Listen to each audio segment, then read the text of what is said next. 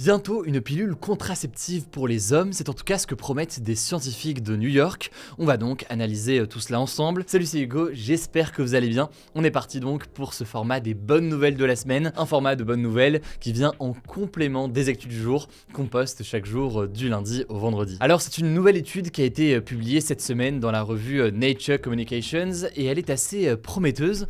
Je vais essayer donc de vous résumer tout ça le plus simplement possible. En gros, les scientifiques auraient mis au point une pilule qui, grâce à une molécule, immobiliserait les spermatozoïdes pendant plusieurs heures. Alors l'essai a été réalisé sur des souris et au cours des 2 heures après la prise du produit, le sperme des souris a été immobilisé avec une efficacité de 100% et 24 heures après, la fertilité est revenue à des niveaux normaux. Et par ailleurs, autre élément très important à noter, pour l'instant, aucun impact négatif sur la santé de ces souris n'aurait été constaté au bout de 6 semaines de prise de ce médicament. Alors des essais sur des pilules contraceptives masculines, il y en a depuis plusieurs années maintenant, mais ce qui fait la spécificité de celle-ci, c'est notamment la promesse d'une efficacité immédiate. Autrement dit, vous prenez cette pilule et immédiatement, ça a un effet de contraception. C'est aussi quelque chose d'assez important car actuellement en France, les seuls moyens de contraception qui sont disponibles pour les hommes, ce sont évidemment les préservatifs, mais aussi ce que l'on appelle la vasectomie, qui est une opération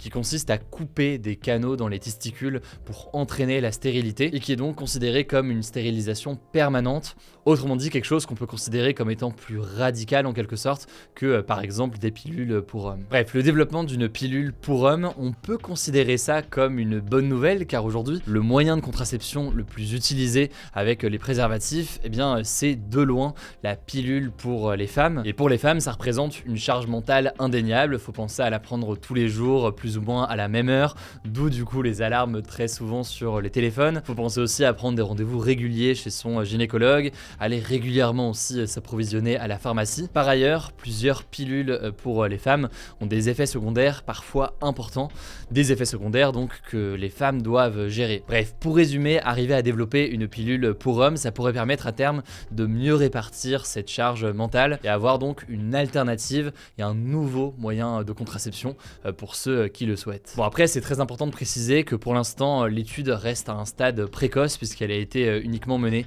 sur des souris. Les chercheurs envisagent donc d'entamer des essais d'ici à 3 ans sur des humains. On verra donc évidemment ce qu'il en est, je vous tiendrai au courant sur ce compte. En tout cas, avant de passer à la suite de ce format, je voulais juste vous dire que si jamais il vous plaît, n'hésitez pas à vous abonner directement pour ne pas louper les suivants. Cet abonnement gratuit évidemment, il nous aide beaucoup dans notre travail. Et je passe tout de suite la parole à Madeleine, qui est journaliste au sein de l'équipe, pour les autres bonnes nouvelles. Bonjour tout le monde, on commence avec une première actu et c'est une bonne nouvelle pour l'environnement. La déforestation de l'Amazonie au Brésil a chuté depuis l'arrivée au pouvoir du président Lula. En fait, au mois de janvier de cette année, qui est le premier mois de présidence de Lula, la surface de la forêt amazonienne qui a été détruite est 61% moins grande qu'à la même période l'année dernière. Sachant qu'à l'époque, donc en janvier 2022, c'était l'ancien président Jair Bolsonaro qui était au pouvoir. Bon, selon l'antenne brésilienne de l'ONG WWF qui lutte pour la protection de l'environnement, il est encore un peu tôt pour parler d'une inversion de la tendance, mais ça représente quand même une lueur d'espoir dans la lutte pour la préservation de la biodiversité. En effet, la forêt amazonienne abrite plus de 10% de la biodiversité mondiale avec 40 000 espèces de plantes, 3 000 espèces de poissons d'eau douce et plus de 370 reptiles qui sont mis en danger par la déforestation. Le président Lula a d'ailleurs pour objectif de stopper complètement la déforestation de l'Amazonie d'ici 2030. On continue avec l'histoire d'un sauvetage assez miraculeux. La semaine dernière, un bébé âgé de 3 semaines a été retrouvé vivant alors qu'il était coincé depuis 6 jours sous les décombres d'un immeuble effondré. Ça s'est passé en Syrie après les puissants séismes qui ont aussi touché la Turquie. Et donc vendredi dernier, Zafer, un secouriste originaire d'Istanbul, était en train d'évacuer les décombres d'un immeuble effondré quand il a entendu un son qu'il n'arrivait pas à identifier. En fait, il ne s'agissait ni d'une voix d'adulte ni d'une voix d'enfant.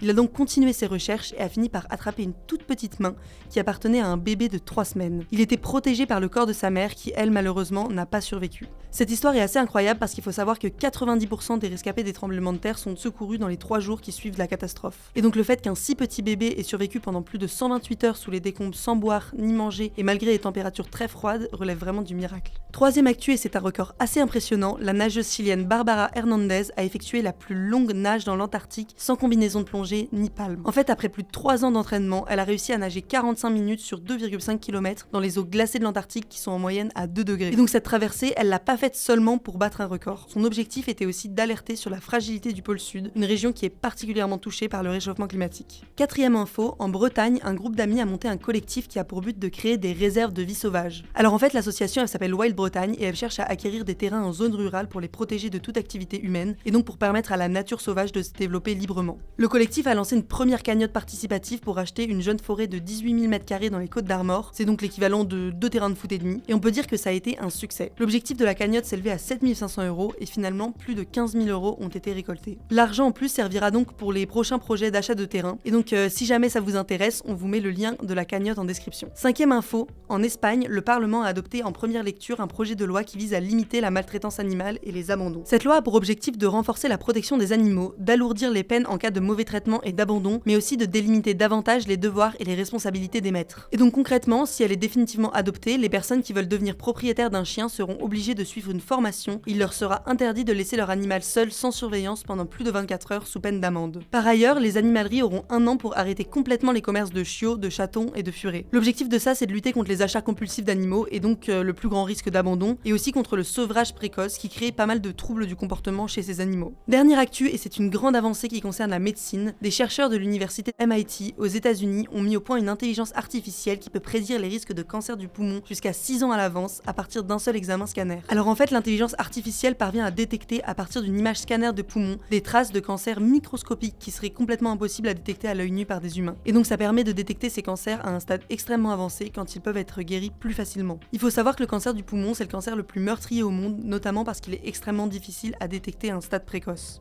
Et donc ce nouveau modèle de détection, s'il est développé à grande échelle, ça pourrait être une vraie révolution et pourrait sauver des centaines de milliers de vies.